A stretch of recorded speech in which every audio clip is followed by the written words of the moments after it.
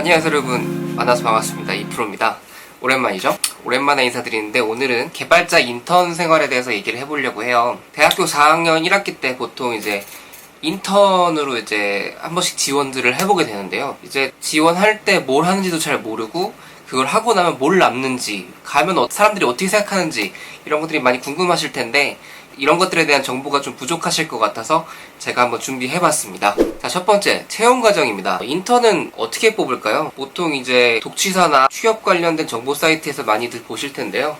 보통 그냥 일반 공채 뽑는 거랑 똑같이 봅니다. 그냥 서류 보고 인적성도 보는지는 모르겠네요. 인적성 보고 면접 1, 2차 본 다음에 보통 인턴 채용하는데요. 그건 이제 인사과 HR 프로세스가 정해져 있는 거기 때문에 그거는 이제 똑같이 진행이 되는 것 같고, 그런 거 외에도 이제 산학 연계라 그래가지고 어떤 학교랑 기업체랑 연결이 돼가지고 이제 그런 식으로도 인턴을 채용하는 경우가 있고요.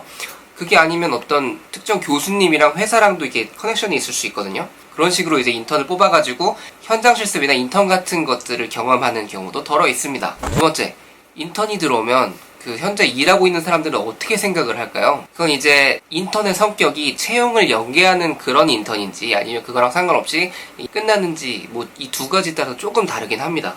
이게 만약 채용을 연계하는 프로세스라면은 아마도 지금 속해 있는 그 팀에서 일하게 될 확률이 상당히 높아요. 그래서 약간 일을 시키는 입장에서도 이제 수습이나 인턴 평가가 들어가기 때문에 진짜로 일을 좀 할 줄 아는지, 내가 가르쳤을 때 잘할 수 있는 그런 사람인지를 좀 꼼꼼하게 평가를 하게 됩니다. 아무래도 지금 채용되면 오래 쭉 같이 할 사람인데 잠깐 보고 말 사람보다는 좀 더 꼼꼼하게 보게 되는 그런 경향이 좀 있겠죠? 그게 아니고 이제 기간이 끝난 다음에 좀 빠이빠이 하게 되는 경우라면 앞에서 말씀드렸던 채용이 연계되는 것과는 조금 다르게 좀 더 열어두고 동네 형 만나는 것처럼 이제 편안하게 그렇게 좀 대해 주실 겁니다. 자, 세 번째입니다.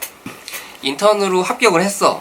회사에 가면 무슨 일을 할까요? 보통 이제 큰 회사의 경우에 인턴을 좀 대단위로 채용하는 경우에는 해묵은 과제들을 조금 미리 골라놓는 경우가 덜어 있습니다. 예를 들면 통신회사에 어떤 내비게이션 앱이 있는데 위치를 잡는 데 어떤 문제가 있어서 이걸 어떻게 해결할 것인가, 아니면 정말 창의적인 시선이 필요한 경우 뭐가 있을까요?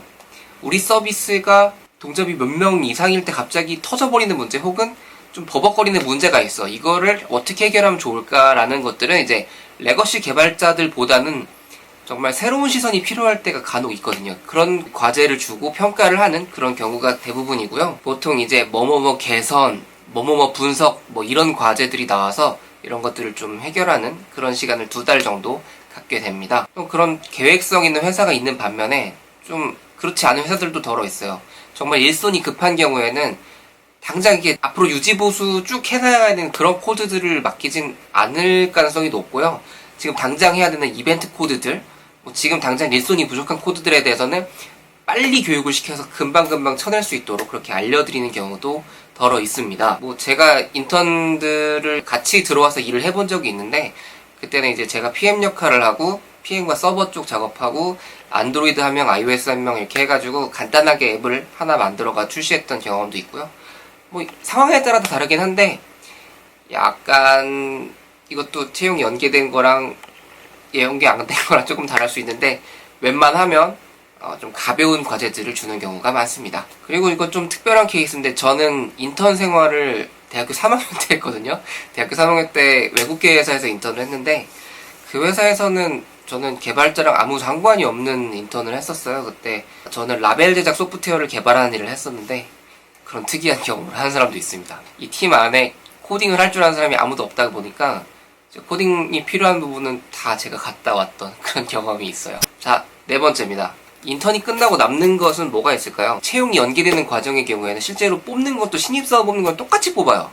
그리고 하는 일도 신입사원이랑 똑같습니다. 대부분 이제 좀 공채를 안 하고 인턴을 뽑아가지고 쭉 이어지는 그런 경우들이 있는데, 그냥 취업됐다고 생각하셔도 될 것 같고요. 약간 이제 채용 연계하는 그런 프로세스가 아닐 경우에는 회사에서 일 돌아가는 방식을 그냥 한번 맛보기 했다? 그런 경험들이 보통 남게 됩니다. 보통 어떤 과제나 작업물들을 하나씩 해보셨을 테니까 이 작업물, 과제, 이 분야가 마음에 들었다면은 이쪽으로 나의 업무 방향을 정해야겠다라고 해서 쭉 끌고 나가셔도 되고요. 지금 내가 했던 그 일이 마음에 안 든다면 그건 이제 내려놓고 이 길은 내 길이 아닌가 보다라고 제쳐두고 이제 그때부터 본인이 하고 싶은 길을 찾아가는 것도 방법입니다. 어떻게든 내가 했던 경험을 활용해서 가져가는 게 중요한 것 같아요. 나중에 포트폴리오 문서나 추가하고 활용하는 것도 좋지만 정말 내 인생의 밑거름이 되게 활용을 하려면은 내가 이걸 정말 좋아하는지 싫어하는지 재밌었는지 재미없었는지 이걸 알아내는 게 인턴으로서 좀 더 가치가 있는 행동이라고 저는 생각합니다. 제가 하고 싶은 얘기는 끝났고요. 마지막 5번째 팁을 한 가지 드리자면은 인턴을 꼭 안 해도 좋은 개발자가 되는 것과는 아무 상관이 없습니다. 인턴이 안 되었어도 아무 상관없으니까 전혀 스트레스 받지 마시고요. 인턴을 합격하신 분들은 정말 그 안에서 즐거운 경험, 동기들도 만나고 재밌게 놀고 작업물도 해보고 공부도 하고 정말 짜릿하고 즐거운 경험 한번 해보시고요. 정말 이게 좀 아쉽게도 안 되신 분들이라면 그 기간 동안 내가 원하는 공부 한 번 더 해보고 내가 부족했던 분야 좀 채우고 그런 식으로 활용해도 충분히 가치 있는 시간을 만들 수 있으니까 전혀 됐든 안 됐든 잘만 활용하면 괜찮은 시간으로 보낼 수 있으니까 너무 일희일비하지 맙시다. 지금까지 이프로였고요. 자주 영상을 올리지 못하는데 그래도 기분 좋을 때마다 한 번씩 올릴게요.